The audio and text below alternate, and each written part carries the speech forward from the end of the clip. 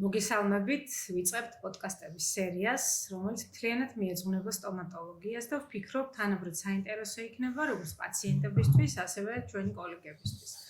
პაციენტებს დაეხმარებათ დასვან სწორი კითხვები, გაუმარტივდეთ არჩევანის გაკეთება, იმიტომ რომ აი ამ პროცესში პაციენტი არ არის მხოლოდ მომსახურების მიმღები, არამედ არის პროცესის მონაწილე, შესაბამისად სრული უფლება აქვს ინფორმირებული იყოს ყველა დეტალზე. რაც შეეხება ექიმებს, კოლეგებს დაეხმარებათ კლინიკურ აზროვნებაში, როგორ შეაფასონ რისკები და შესაძლებლობები, როგორ მიიღონ გადაწყვეტილება რთული კლინიკური შემთხვევების დროს და როგორ აიცილონ თავიდან გართულებები.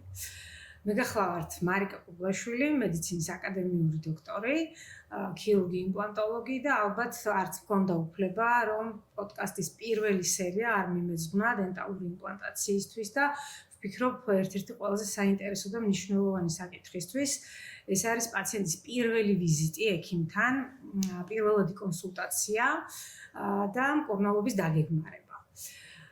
დღეს ჩვენი სტუმარი, ანუ ამ თემაზე სასაუბროთ, გვეყოლება ქირურგი იმპლანტოლოგი, ჩვენ სფეროში ძალიან ცნობილი ექიმი ზურა იაკობიშვილი, რომელიც ვფიქრობ, რომ არის ძალიან კომპეტენტური, ძალიან მოაზროვნე, აკადემიური ექიმი და ჩვენ დღეს ერთად ვისაუბრებთ აი ამ თემაზე.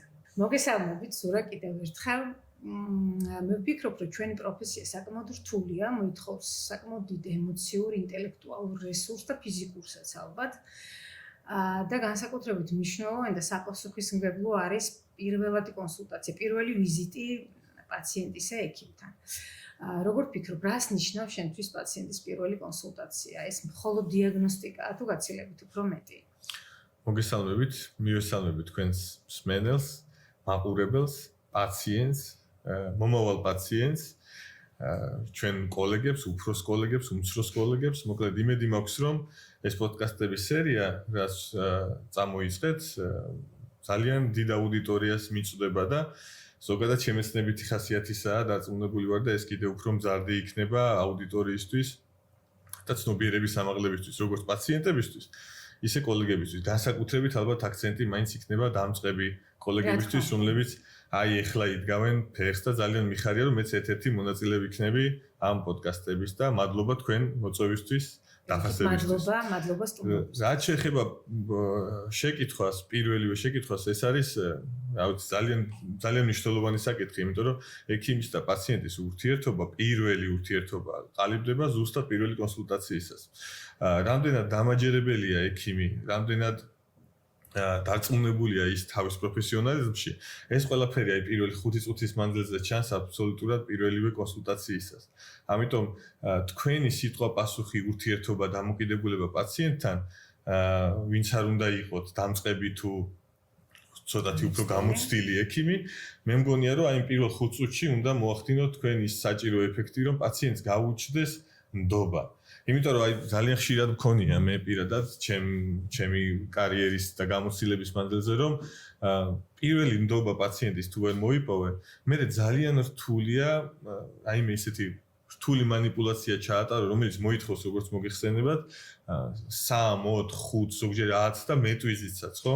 ამიტომ აი ამ ვიზიტების რაოდენობა პირდაპირ დამოკიდებულია პაციენტის ნდობაზე, იმიტომ რომ როდესაც პაციენტი ენდობა ექიმს, აი სტრესის ფაქტორი პირველი იხსნება და მე რაღაცნაირად უფრო ისე თავისუფლად მიდის მკურნალობა.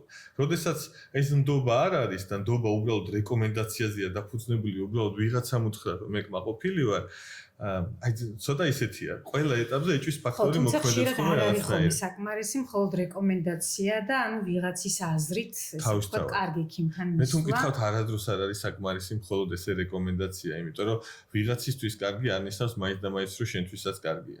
და ავიცი, ხშირად მოდიან ხოლმე პაციენტები, რომ აი ისეთი გმინდა, ზუსტად იმის კბილები მინდა, იმიტომ რომ ადამიანი და ზოგადად ორგანიზმი ხო ძალიან ინდივიდუალურია. და აი ამ შემთხვევაში პირველი კონსულტაციის დროს რა უფრო მნიშვნელოვანია შენთვის? მოსმენა პაციენტისთვის თუ საუბარი? იცით, ალბათ ორივე მნიშვნელოვანია. მე პირადად ჩემ პრაქტიკაში ვიყენებ ხოლმე ეს პაციენტთან ურთიერთობას ვიწყებ მოსმენით. ვეუბნები ვესალმები, რასაკვირველია, მცირედ პატარა წარდგენას ვაკეთებ, ვინ ვარ და რას ვაკეთებ და ვეკითხები რა გაწუხებთ. და რომ მომიყვება პაციენტი რა გაწუხებთ, ასევე ვეკითხები თუ გამოგადგებათ არ ვიცი კოლეგებს მივმართავ ამ შემთხვევაში ჩემთან როგორ მოხდით. თუ საუბარია კონსულტაციაზე და კონკრეტულად სახელობით ზურა იაკობიშვილთან მოვიდნენ, ჩემთვის ხშირად საინტერესოა ხოლმე ჩემთან როგორ მოხდნენ და რა მოლოდინი აქვს ჩემგან რა.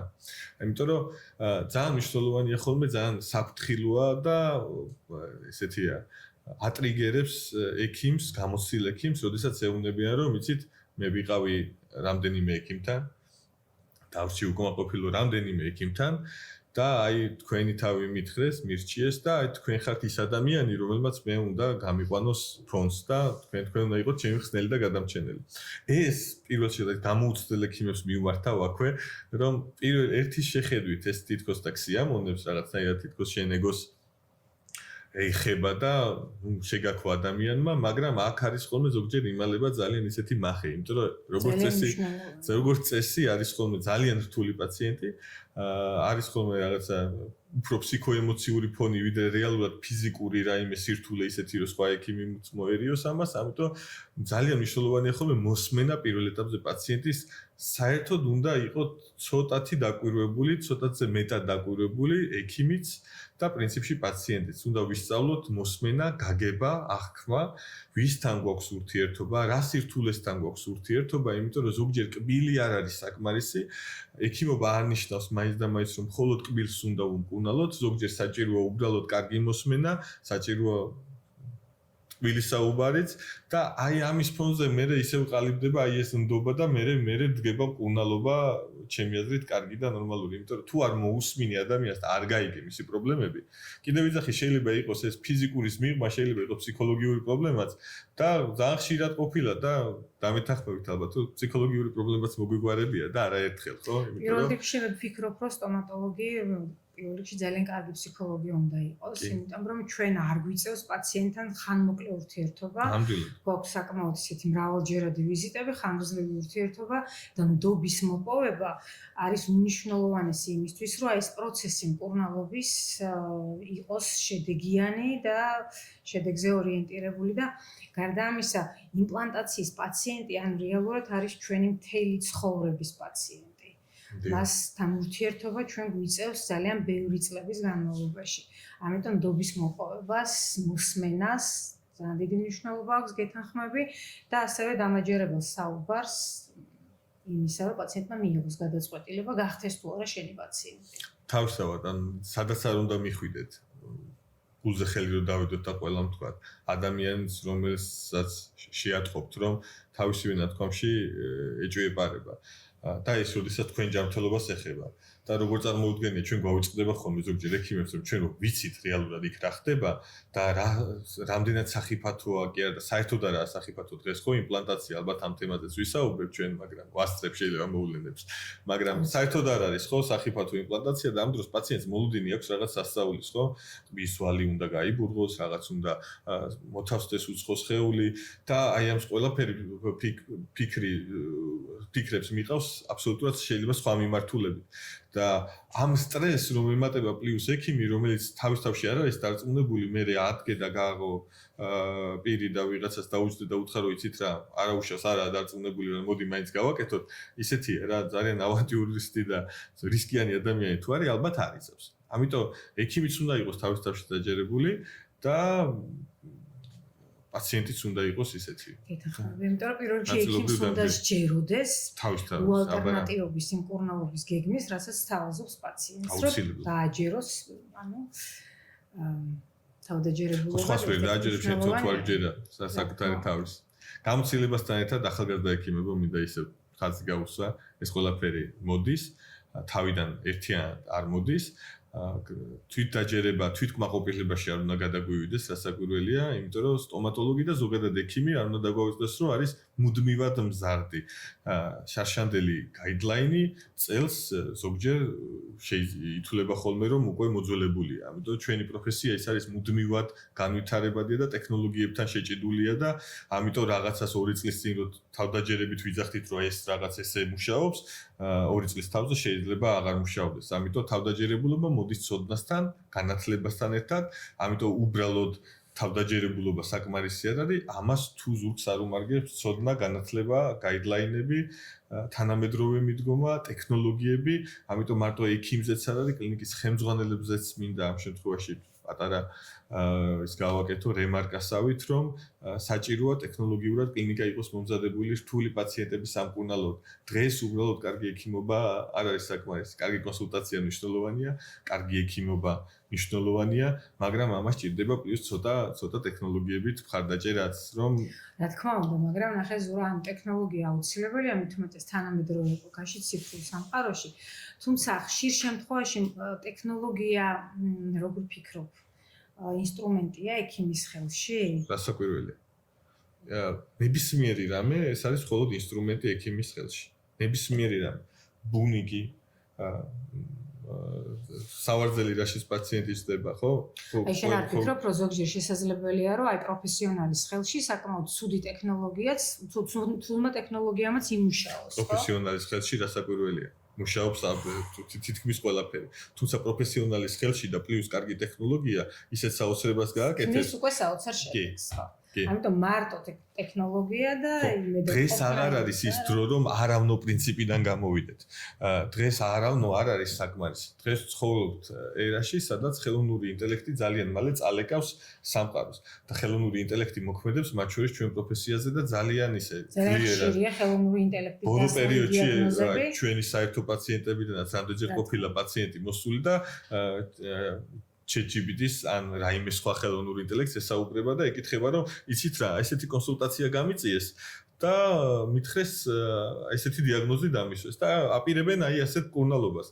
და ChatGPT გვაუწყდება ჩვენ, რომ ეს არის ამაში ChatGPT-ს აქვს წვდომა უამრავ ინფორმაციაზე ერთდროულად და ძალიან მალე შეუძლია სოფლიო გაიდლაინებით, ან რომელიც ხელმისაწვდომია ინტერნეტ სივრცეში, აუგოს პასუხი და ამიტომ თქვენი პასუხიც თუ არ იქნება გაჯერებული სიზუსტით, თუ არ იქნება თქვენს დარწმუნებული კონსულტაციის დროს, თქვენასაც ამბობთ ეს უბრალოდ სიტყვების რახაროხი კი არა, აქ ზუგს უკან მეცნიერება გიმაგრებთ, თქვენ აუცილებლად ჩაიჭრებით ხელოვნური ინტელექტი.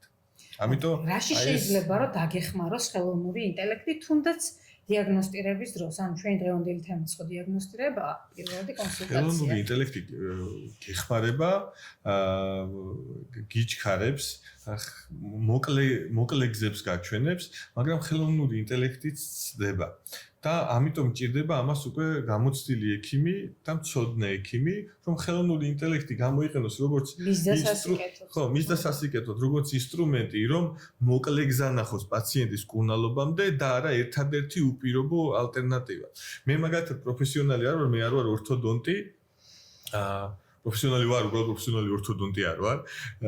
ამიტომ აი მაგალითად ძალიან ხშირად და საკმაოდ დიდი გართულებებია დღეს Invisalign მოგეხსენება ძალიან პოპულარული სისტემა, მაგრამ ბოლო პერიოდში დაიდო კვლევებიც, რომ არიან ხალხი, რომლებიც ბოროტად იყენებენ მაგალითად Invisalign-ს, რომლებიც არ არიან ორთოდონტები, არ არიან პროფესიონალი ორთოდონტები, მაგრამ პატარა ჩარევებს ზოგი ორთოპედის და ზოგი ქირურგიც უკვეთავს Invisalign-ს პროგრამას და პროგრამის მიხედვით მეორე მხარეს სხვა ქვეყანაში აბსოლუტურად ზის ადამიანი, რომელიც დაუგეგმავს კურნალობას, გამოუგზავნიან კაპებს და ხდება ყბების გასწორება. ისე რომ ორთოდონტის ჩართულობა აღარ არის და აი აქ იწყება ხოლმე. მე როდესაც ჩნდება პატარა პრობლემა, მოიხსენებთ Invisalign არის მაგალითად ინსტრუმენტი, რომ კბილები გასწორდეს.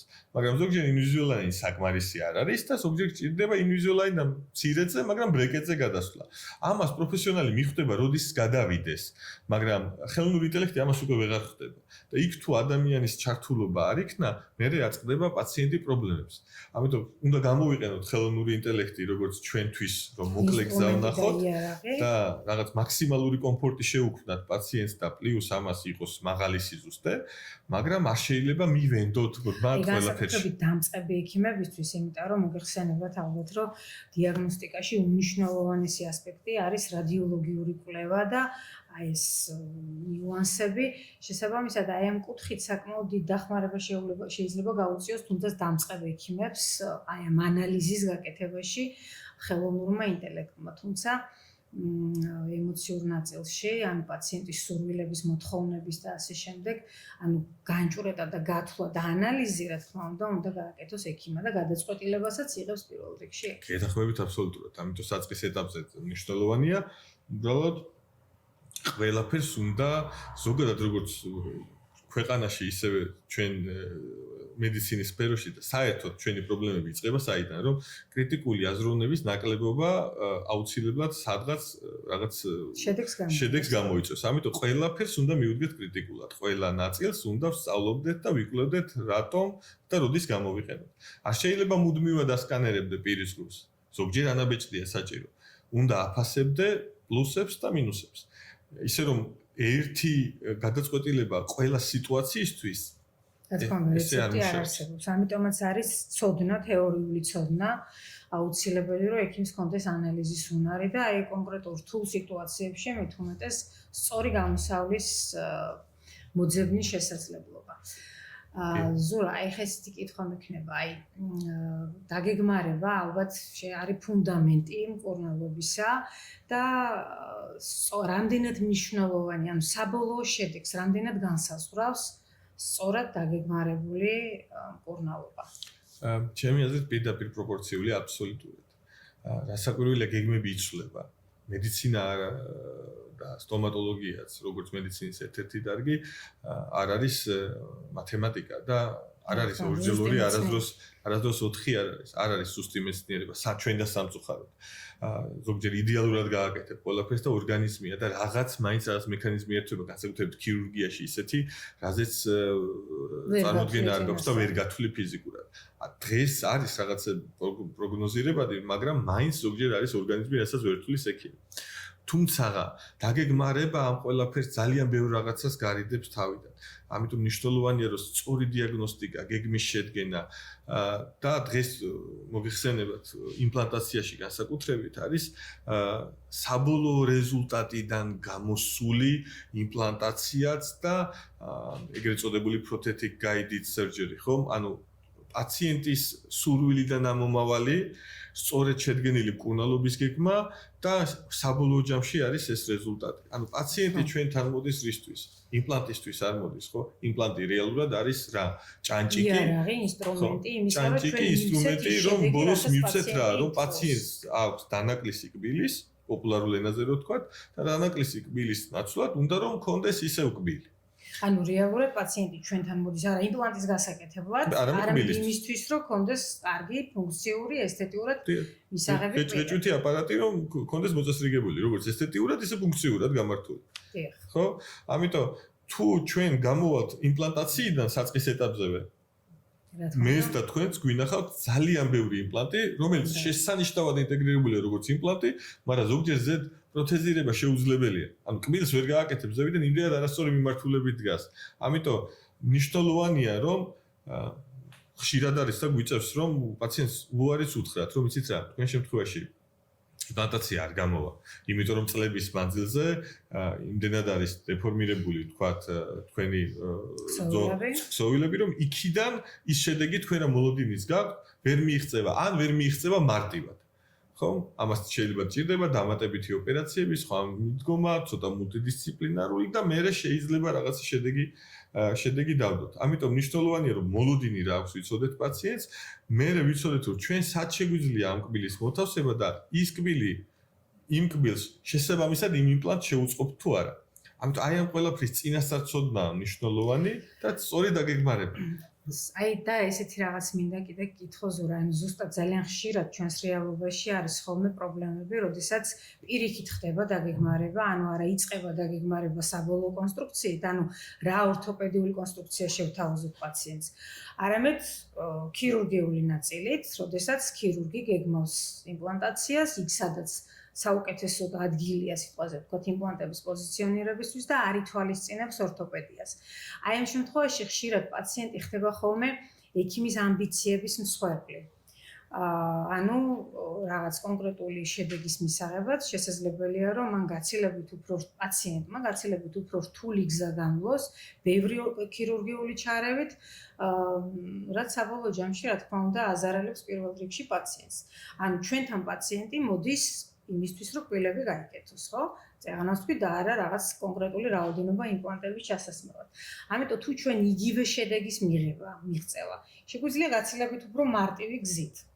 ანუ ხშირ შემთხვევაში ეს არის თუ არა ექიმის კონკრეტულად ექიმის ამბიცია იმისთვის რომ მან თქვა გააკეთოს რაღაც რთული ჩარევები, მაგრამ რეალურად იგივე შედეგისთვის, რასაც გაცილებით უფრო მარტივი გზით მიიღებდა.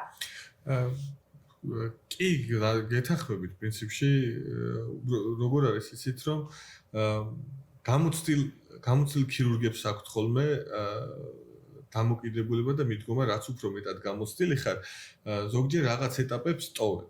და აი ეს ეტაპების გამოტოვება, რაღაც მცირე ეტაპის გამოტოვებამ შეიძლება გარკვეულწილად პაციენტი დააზარალოს. და კიდევ რა, რომ შეიძლება იყოს ქირურგი, გადასარევი, საუკეთესო ქირურგი, მაგრამ აუცილებლად ჭიდრო კავშირში უნდა იყოს ორთოპედთან. ორთოპედია, რო ვთქვათ, ადამიანი, რომელიც აკეთებს პროთეზირებას და კბილს. ქირურგი ადამიანი თქვათ, პოპულარულ ენაზე რო ვისაუბროთ თან პაციენტებისთვის, ვინც ვიყურებთ გასაგებ ენაზე, ორთოპედი არის ადამიანი, ვინც რეალურად შემდგომ იმპლანტზე აკეთებს კბილს, ხო ესე? რეალურად პასუხისმგებელი. რეალურად საბოლოო ჯამში პასუხისმგებელი საბოლოო შედეგზე, ხო? იმიტომ როგორც ჩვენ ვისაუბრეთ აგერ 2 წუთის წინ, რომ საბოლოო შედეგი არის საინტერესო და საბოლოო შედეგი დგება ორთოპედის ხელში. ამიტომ გამოცდილმა ქირურგმა რაც არ უნდა ენდობოდეს თავის გამოცდილებას, უნარჩვევებს, მაინც მნიშვნელოვანია, რომ ორთოპედთან კონდეს ძალიან მჭიდრო კავშირი. და მჭიდრო კავშირი უბრალოდ სიტყვიერად არა, რომ აი აქ ვსვავ იმპლანტს და აქედან რამე გამოვა თუ არა, არამედ ორთოპედმა განსაზღვროს მომავალი ოკლუზია, კბილთა რკალი, წკრივი, ვიზუალი და შემდგომ ამ ვიზუალის დაგეგმილი ვიზუალის მერე გაკეთეს იმპლანტაცია და შემდგომი უკვე რეზულტატი რაც საკვირველია გაცილებით უკეთესი დგება, ვიდრე როდესაც უბრალოდ ქირურგია შესრულებული სადღაც, მერე გრძელდება სხვა ორთოპედთან, შემდგომ რეზულტატი ისეთი არ დგება, მერე პაციენტი მიდის კიდე სხვა ორთოპედთან და ძალიან ბევრია თბილისში პაციენტი, რომლებიც აი ესეთი მოარული პაციენტები, რომლებმაც გამოიცვალეს ერთი ექიმი, მეორე, მესამე, მეოთხე და რის გამო, რომ აი თქვენ რა შეკითხვაც დამისვით, რომ დიაგნოსტიკა მოხდა თუ არა სწორი. სწორი დიაგნოსტიკა და დიაგნოსტირება და გაწერილი გეგმა არის რაც პაციენტს აძლევს რეალურად კარგ შედეგს. და სიმშვიდეს. როდესაც იცი რომ რეალურად გიწევს 12 ვიზიტი წინასწარ. ეს არის 12 ვიზიტი. ანუ ეს იმას ნიშნავს რომ ძალიან ხშირად შესაძლებელია რომ გართულებების მიზეზი იყოს არასწორად დაგეგმარებული სამუშაო. პრინციპში ხშირ შემთხვევაში. კი, ხშირ შემთხვევაში ძირითადად ჩვენი გართულებების უმეტესი წილი მოდის დიაგნოსტირებაზე, დაგეგმარებაზე და რაღაც რგოლის გამოტოვებაზე. ხშირ შემთხვევაში ესე. ხო, და სწორედ ეს არის, რომ სწორად დაგეგმარება სჭირდება საკმაოდ კარგი თეორიული და პრაქტიკული ცოდნა. ზურა, რა განსაზღვრავს ასევე წარმატებული იმპლანტაციას? ანუ რომელი რგოლი უფრო მნიშვნელოვანია წარმატებული შედეგის მისაღწევად? ექიმი თუ პაციენტი? ორივე. დღეს პრინციპში ჩვენ თემებზე ვსაუბრობთ, ყველგან ისეთი ორივე ამბავი ფიგურირებს, როგორც მოსმენაში და საუბარში იყო. მხოლოდ ექიმის ბრალეულობა რასაკვირველი არ არის. რასაკვირველი არ არის, მაგალითად, ესეთი წარსულში მე მომხრე ვარ ხოლმე იმის, რა ქვია, გულწრფელი სიტყვა პასუხის და ამაზეც მინდა რომ გულწრფელად გიპასუხოთ, რომელიც პირადად ეს გამოსილებით ქონდა ესეთი რომ ოპერაციის შემდგომ ორმხრივი სინუს ლიფტინგი ან ხელმოიწვლის შეტანა მოხდა და პაციენტი გავაფრთხილეთ რომ ახალ ოპერაციაზე სამ ოპერაციას დავიწყებით, ეცადა რომ ეს თავის მავნეჩვევა რაც ქონდა რომ დაცემინებისას მაგალითად სხვიში არ დაეცემინებინა. ორმხრივი სინუს ლიფტინგი რომელიც წარმატებით გასულა, მოგეხსენებათ რომ არა ეს მარტივი პროცედურა, იმპლანტაციაში საკმაოდ რთულად შესასრულებელი პროცედურა და ჭირდება ისეთი მაღალი გამოცდილება, განსწავლულობა, მასალათმცოდნეობა და მოკეთ ყველაფერი. პირველივე შემთხვევაზე პაციენტმა გააკეთა რა? დააცემინა სხვიში და დიდმა წნევამ გამოიწვია ჰაიმორის წრეში არსებული მემბრანის დაზიანება და ამ ჩვენი შეტანილი ძვლების მიმობნება. ამიტომ შეიძლება ქირურგმა გადასარევად გააკეთო ყველაფერი, მაგრამ პაციენტი უნდა იყოს ადეკვატური, ასე ვიტყოდი მე რა. ანუ ესე რომ დავყოთ ახლა, ანუ რაზეა მაშინ პასუხისმგებელი ექიმი და რაზეა პასუხისმგებელი პაციენტი? ანუ რა დოზით იღებს პაციენტიც, ესე ვთქვათ. იცით როგორ არის ბოლო პერიოდში მე რასაც ვაკვირდები, პასუხისმგებლობის აღება ორმხრივია, სამედიცინო მანიპულაციის შესრულების სიზუსტეზე არის ექიმი პასუხისმგებელი, ისევე დაგეგმარებაზეც, თუმცა შესრულებაზე პაციენტი რამდენად სწორედ ასრულებს ექიმის მიერ დაწერილ რეკომენდაციებს, ასევე ნაწილობრივ ექიმია პასუხისმგებელი. და რატომ? იმიტომ რომ ჩვენ არ შეიძლება ვიყოთ იმედად პაციენტის ესეთი მაღალ შეგნებაზე და კეთილსინდისიერებაზე და მოკეთ ყველაფერზე. იქაც უნდა ვიყოთ მაკონტროლებელი. ანუ მონიტორინგი არის ძალიან მნიშვნელოვანი. ესე იგი შევჯერდეთ, რომ ან ექიმი პასუხისმგებელია მკურნალობის გეგმის შედგენაზე, პასუხისმგებელია პროცედურის სიზუსტეზე, როგორც ქირურგიულ ნაწილში, ასევე ორთოპედიულ ნაწილში.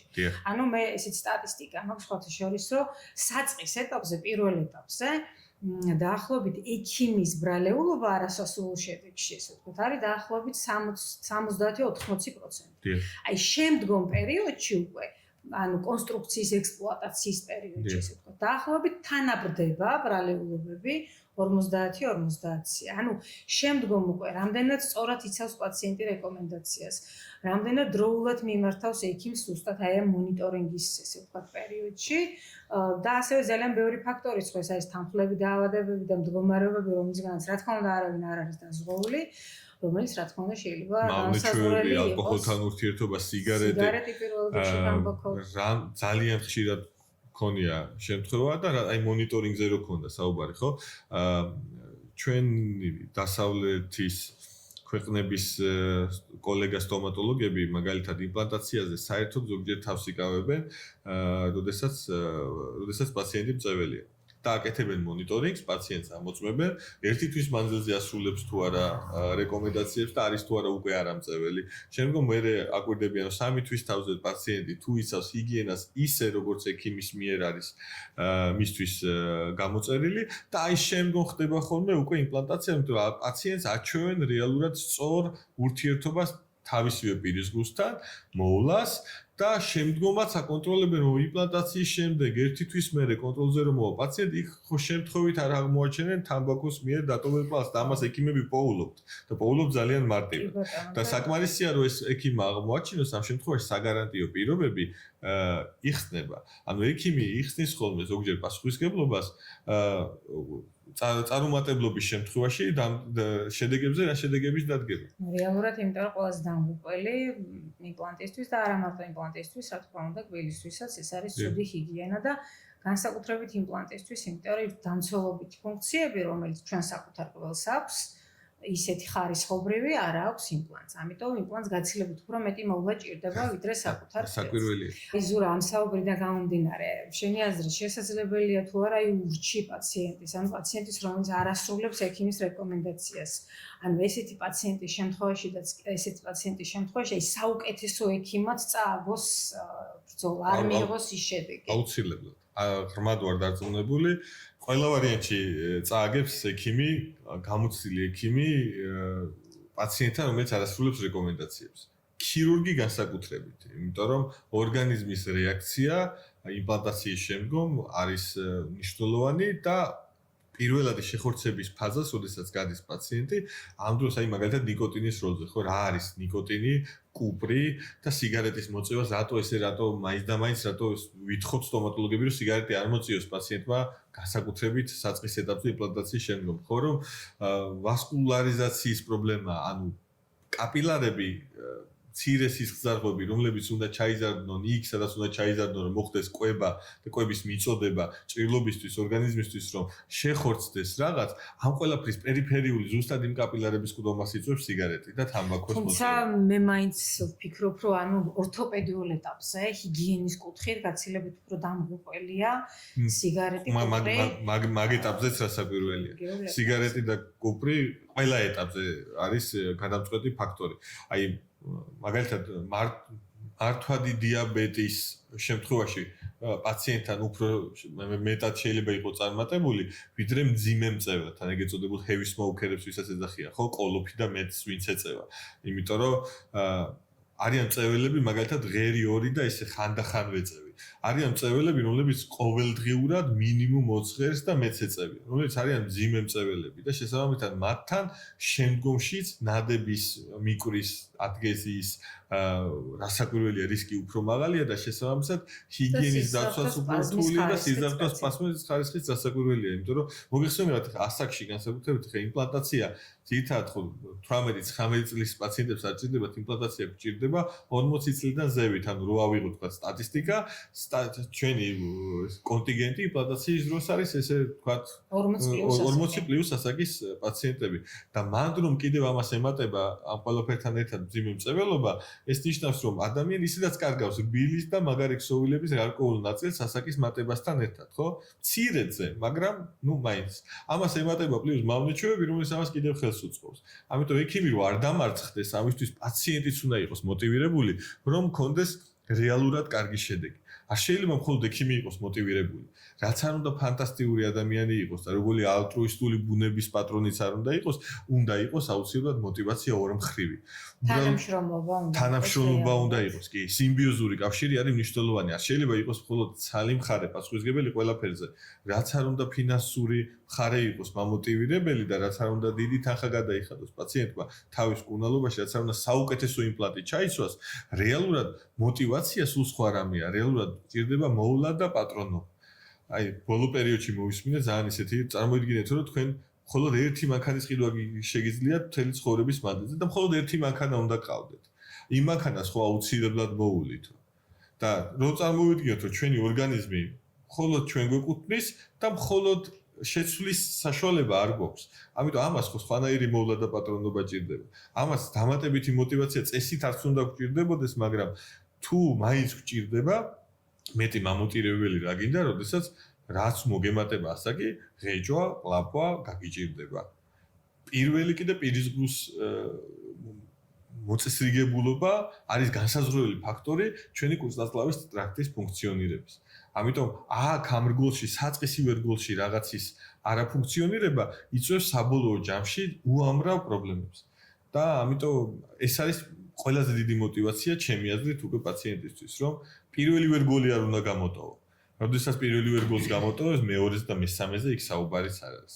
ხშირად ჩვენც უნდა ჩავერთოთ, ანუ ფსიქოლოგი უნდა იყოსო, თქვენ რომ ახსენეთ, ექიმი ზუსტად ფსიქოლოგიც უნდა იყოს, რომ აუხსნას, რომ რაღაცა ეს მოტივაცია თუ არ არის, რატომღაც რომ გავაჩნდეს ზურა ისევ აი დაგეგმარების ეტაპს და ხშირ შემთხვევაში პაციენტების მხრიდან წარმოდგენა იმპლანტაციაზე ცოტა უტრირებულია ხოლმე. ალბათ ხშირად მოგისმენია ესეთი პაციენტების მოთხოვნა, რომ აი დიდი სურვილი მაქვს, რომ რაღაც ყველა კვილი ამოვიღო, ოღონდ საუბარია საკმაოდ ისეთ ჯანმრთელ და ყოველ შემთხვევაში საშუალო მდგომარეობაში არსებულ კბილებზე, დიდი სიამოვნებით ამოვიღებ ყველა კბილებს და ჩავისვავ იმპლანტებს. იმიტომ რომ გონიათ, რომ იმპლანტი მუდმივია, იმპლანტს არ უჩნდება კარიესის შესაბამისად არ ექნება ტკივილი, არ ექნება ანთებითი პროცესი და ასე შემდეგ. ამიტომ გონიათ ხოლმე, რომ არის იდეალური გამოსავალი სიტუაციიდან. შენი აზრით, არის თუ არა ყოველთვის საუკეთესო გამოსავალი დენტალური იმპლანტაცია? დენტალური იმპლანტაცია არის კარგი ალტერნატივა. მაშინ, როდესაც უკვე აღარ გვაქვს კბილი. სანამ კბილი გვაქვს, მე ესე მიმაჩნია ყოველ შემთხვევაში და ჩემი გამოცდილებით, ეს არის რომ ყველაზე ცუდი კბილი, რომელიც დატოვებაც შესაძლებელია პირისგრუში და ექსპლუატირებადია, არის გაცილებით უკეთესი, ვიდრე ყველაზე კარგი იმპლანტი. პირველი და ერთ-ერთი მთავარი ეს არის, რომ ფიზიოლოგია და თავდაცვის უნარი საკუთარ კბილს გაცილებით მეტი აქვს, ვიდრე აქვს იმპლანტს. ჰიგიენას თუ არის საუბარი იმაზე, რომ საკუთარ კბილზე რაღაც თუ გამოტოვე, რამდენიმე დღიანი პერიოდი ჩაგივარ და საკუთარ კბილს აქვს უნარი, რომ თავი დაიცვას ამ ყველაფრის მიმართ. იმპლანტს მსგავსი უნარები არ აქვს. ერთადერთი იმპლანტის თავდაცვის სწორი მექანიზმი ეს გახლავთ ჰიგიენა. სწორი და კარგი ჰიგიენა კი არ უჩნდება კარიესი იმპლანტს, მაგრამ სამაგიეროდ თანამედროვე პრობლემა გაჩნდა ახალი ნოზოლოგია სტომატოლოგიაში პერიიმპლანტიტი ეგრეთ წოდებული. ანუ იმპლანტის ირგვლივი ქსოვილების ანთება. კი, არა, მაგაში გეთანხმები, რომ ვთქვათ, იმ კბილის გადარჩენა, რომლის მცირედი შანსი მაინც არის, ჯობია რომ გადავარჩინოთ, იმიტომ რომ რაც უფრო გვიან მოხდება იმპლანტის ჩასმა, რა თქმა უნდა, ეს არის საუკეთესო ვარიანტი. თუმცა, აი, მაშინაც კი, როდესაც გვაქვს ადენტია, ანუ დაკარგული კბილი. არის თუ არა ყოველთვის უნივერსალური გამოსავალი დენტალური იმპლანტაცია. მანდაც არ არის ყოველთვის უნივერსალური გამოსავალი. იგივე არსებობს მაგალითად ალტერნატიული ვარიანტი ხიდისებური კონსტრუქცია. კი ბატონო, გეთახმებით. შესაძლებელია თუ არა ზოგ შემთხვევაში უკეთესი ალტერნატივა იყოს ხიდისებური კონსტრუქცია იმპლანტთან შედარებით. რა თქმა უნდა ეს არ არის ხშირი შემთხვევა, საკმაოდ იშვიათია, მაგრამ თუმცა არის კი არავის არ გაუქმებია ხიდისებრი კონსტრუქციები და ზოგჯერ იმპლანტაცია ზოგჯერ იშვიათ შემთხვევაში, მაგრამ იმპლანტაცია არ თულებს უფრო მეტად ზოგჯერ ჰიგიენას, არ თულებს უფრო მეტად რეაბილიტაციის პროცესს და დროშიც შესაბამისად პაციენტი ნაკლებად იგებს. ამიტომ ზოგჯერ საჭიროა მაგათად მოკლე ხიდების შემთხვევაში, ზოგჯერ არის რომ დეპულპირებულია კბილები.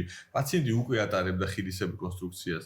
რაღაც მიზეზის გამო მოხდა დაზიანება, მოხდა განახლება არხების, ხელახალი მკურნალობა და თავისუფლად შესაძლებელია რომ ახლიდან გაკეთდეს ხიდისებური კონსტრუქცია, ვიდრე მოხდეს იმპლანტირება და კიდევ ერთი ფაქტორი უნდა გვახსოვდეს, რომ აი მანდ ერთვება კიდე ექიმის გამოცდილება ხოლმე, რომ სწორედ უნდა შეფასდეს კბილის სიცოცხლის უნარიანობა.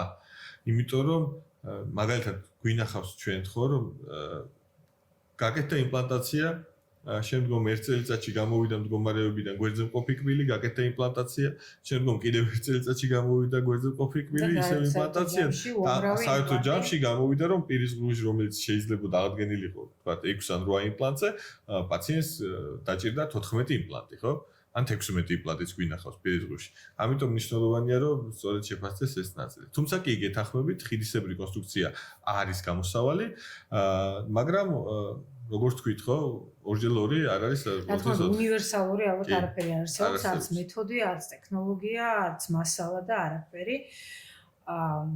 და თუმცა ჯანმრთელი კბილი, ანუ არ შეიძლება ჯანმრთელი და ჯანსაღი კბილების დამუშავება ხიდისებრი კონსტრუქციისთვის თუ არის საშუალება რომ მოხდეს იმპლანტირება. ანუ აქცენტი ამ შემთხვევაში იმპლანტზე უნდა გაკეთდეს მაშინ, რომ არ ვავნოთ არსებულ ქსოვილს და მივეხმაროთ ორგანიზმს დამატებითი. ამაში ყველგან ხვდებით, რომ უნივერსალური მკურნალობის უნივერსალური გეგმა, მაშინ როდესაც არ არსებობს კბილი, ანუ დაკარგული კბილი, არის დენტალური იმპლანტაცია. თუმცა არის რიგი შემთხვევები, შეიძლება იყოს როგორც ადგილობრივი ფაქტორებით გამოწვეული, ასევე ზოგადი თქვა თანხლები ქრონიკული დაავადებებით, რომელიც ძალიან მცირეა ჩამონათვალი იმ ქრონიკული დაავადებებისა, რომელიც წინააღმდეგ ჩვენებას წარმოადგენს დენტალური იმპლანტაციის, თუმცა სამწუხაროდ არსებობს. ამიტომ ასეთ შემთხვევებში კი, ზოგადად რომ რისკები რასაკვირველია აღარდებული იყოს. გეგმებით შესაძლებელია რომ პაციენტებთან იყოს შეთავაზება. კი, ბატონო, აბსოლუტურად გეთანხმებით. ზურა მოგეხსენებათ, რომ დენტალური იმპლანტაცია თავისი, ესე ვთქვათ, ფინანსური დანახარჯით, თავისი ტრამვულობით, ემოციური დამოკიდებულებით პაციენტის საკმაოდ რთულად გადასახარშია და შესაბამისად მოლოდინებით დენტალური იმპლანტაციის მიმართ ხშირ შემთხვევაში არის ხოლმე გადაჭარბებული პაციენტის მხრიდან. რამდენად ხშირად გვხდება ესეთი შემთხვევები, ანუ აი გადაჭარბებული მოლოდინები, ანუ პაციენტს უნდა რომ მიიღოს საოცარი შედეგი მკურნალობის შემდეგ.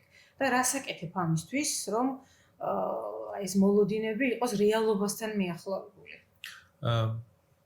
ძალიან ხშირია ხოლმე სხვათა შორის.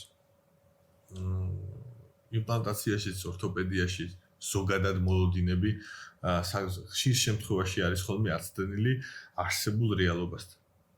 რას გულისხმობ ახლა უფრო ისე დეტალურად რომ გითხრათ, ეს არის რომ იგივე სოციმედია, რომლის საშუალებითაც ალბათ ჩვენ ახლა პაციენტები ან კოლეგები გვიყურებენ, როგორც ბენეფიტია ყველასთვის, ასევე არის დეზინფორმაციის საშუალებაც. ძალიან ხშირად პაციენტები შეცდომაშიც შეყვარს. ზოგი შეგნებულად აკეთებს ამ ყველაფერს, ზოგი შეუგნებლად, ზოგი ეუბნება რომ იმპლანტაციით აი ეს შედეგი მივიღე და რეალურად ფოტოზე სულ სხვა რეალობაა. პირისგულში არსებული რეალობა სულ სხვა იყო. ძალიან ხშირად მიმართავენ ხოლმე ფოტოშოპსაც. აკეთებენ კორექტირებას ამ ყველაფრის და პაციენტი ამ ყველაფერს ნახულობს. მას რასაკვირველი არ აქვს ის პროფესიონალიზმი და უნარები და გამოცდილება რომ ეს ყველაფერი გაარჩიოს, მაგრამ იცის რომ მსგავსი სიტუაცია ჰქონდა ვიღაცას და შესაბამისად მივიდა იქ კონკრეტულ ადამიანთან და ეს ყველაფერი გაკეთდა. და ეს მოლოდინი შეიქმნა, თქვათ, არ ვიცი, შეიძლება ვიღაცამ დუბაიში რაღაც შეასრულა და უნდა ისეთივე და მსგავსი სურათი მიიღოს და დაინახოს საკუთარ პირისგულშიც. ეს მოლოდინები საკმაოდ ხშირად უტრირებულია. ძალიან ხშირად. და ვაწყდებით ჩვენ ამას ყოველდღიურ პრაქტიკაში. მოდის ადამიანი უკვე სურათით, მოდის ვიდეოთი, მოდის ვიღაცის შესრულებული რაღაცით და უნდა მის პირისგულზე მოხდეს ამ ყველაფრის ადაპტაცია. და რაც საკმაოდ ხშირად რთულია ხოლმე. უბრალოდ რეალობა უნდა დავანახოთ. უნდა ხდებოდეს პაციენტი რა აქვს ამ კონკრეტულ შემთხვევაში პირისგულში, ჩვენ რა შესაძლებლობები გვაქვს და საბოლოო შედეგი რა იქნება. არ შეიძლება ცრუ მოლოდინები შევქმნათ ჩვენს. არ შეიძლება რომ რეალურად შემდეგ აი ამ ხაფანგში ჩვენ აღმოჩნდებით ხოლმე, იმიტომ რომ როდესაც პაციენტს აქვს ესე ვთქვათ მოლოდინები, ანუ არარეალური მოლოდინები, ну შესაბამისად რჩება იმედგაცრუებული და მეც მოხვედრილი ვარ. მაგ ხაფანგში მეც მოხვედრილი ვარ. კაუტო მარიკა და რეალურად ეს არის თუ არა მე ვფიქრობ რომ ეს არის არაინფორმირებულობის და სწორედ აი ამ პირველი რგოლიდან გამოდივართ ამ პაციენტის პირველადი კონსულტაცია სწორი დაგეგმარება თავისთავად გულისხმობს პაციენტის სწორ ინფორმირებულობას ანუ თქმას იმისა რა შედეგზე შეიძლება რომ გავიდეთ ჩვენ აი ამ კონკრეტული მკურნალობის გეგმის გავლის შემდეგ რომელიც ვფიქრობ, რომ უნდა იყოს რეალისტური და ყველაზე მეტად ექიმმა იცის ალბათ საბოლოო შედეგი დაახლოებით რა იქნება. ამიტომ უტრირება რაღაც არარსებულის ესე ვთქვათ შექმნა, ილუზიების შექმნა პაციენტისთვის პირველ რიგში ჩვენ გვაზარალებს შემდგომში, ხო? იმიტომ რომ ჩვენ ვიცით ძალიან ბევრი დავები, რომლის ძირითადი მიზეზიც იყო პაციენტის არაინფორმირებულობა. ამიტომ საწყის ეტაპზე, ანუ პირველ ეტაპზე, პირველი ვიზიტის დროს იქნება ეს თუ ზოგადად დაგეგმარების დროს ძალიან მნიშვნელოვანია, რომ პაციენტს ამომწურავი ინფორმაცია მივაწოდოთ საბოლოო შედეგის შესახებ. ეს რა თქმა უნდა ვერ იქნება იმდენად ამომწურავი, რომ ჩვენ ზუსტად ერთ-ერთზე პაციენტს მოუყვეთ, უთხრათ, ვაჩვენოთ რა შედეგს მივიღებთ, თუმცა უნდა იყოს მიახლოებული რეალობასთან. კი, აუცილებლად. არ შეიძლება რომ კიდე ერთი ფაქტორია რომ თავი არ უნდა მოაწონო პაციენტს იმით რომ მიყვები იმ გეგმებს რისი მოლოდინიც აქვს პაციენტს. ეს საწყის ეტაპზე თქვენ ურთიერთობაზე შეიძლება დადებითად აისახოს, მაგრამ ხან მოკლე პერიოდში. საბოლოო რეზულტატს, როდესაც მოლოდინი სულ სხვა აქვს პაციენტს და მე ეს რეზულტატი არ დადგება, აი მან ზუსტად სამეცნიერო დავებაზე თქვენ გქონდათ საუბარი, ნამდვილად შეიძლება მოკლედ ეს რეალობას დადგეს. ამიტომ მნიშვნელოვანია თუ ვიცით რომ ეს არარეალისტურია, ჯობია რომ არ გავყვეთ პაციენტს და აუხსნათ რომ აი ეს შედეგი დადგება რეალურად, ვიდრე გავყვეთ კონკრეტულ სურვილებზე და მე საბოლოო შედეგი ის ვერ გავაკეთოთ, რასაც ვპირდებით. ამიტომ გულწრფელობა არის პირველი და ყველაზე მთავარი და მნიშვნელოვანი. რომ ვიცოდეთ ჩვენს რა გვინდა და რა შეგვიძლია, ჩვენი შესაძლებლობები ვიცოდეთ და პაციენტის სურვილიც ვიცოდეთ და თავიდანვე აუხსნათ, რომ იცით რა, თქვენ კი ნახეთ, თქვათ, დუბაიში ვიღაცის შესრულებული კბილები, მაგრამ ეს არარეალისტურია თქვენ შემთხვევაში. მოკლედ რეზიუმე რო გავაკეთოთ ზურა, როგორც ჩვენი ასევე პაციენტების სურვილი და მოლოდინიც არის, რომ მივიღოთ ესთეტიურად, ფუნქციურად გამართული სამუშაო და ასევე სტაბილური დროში.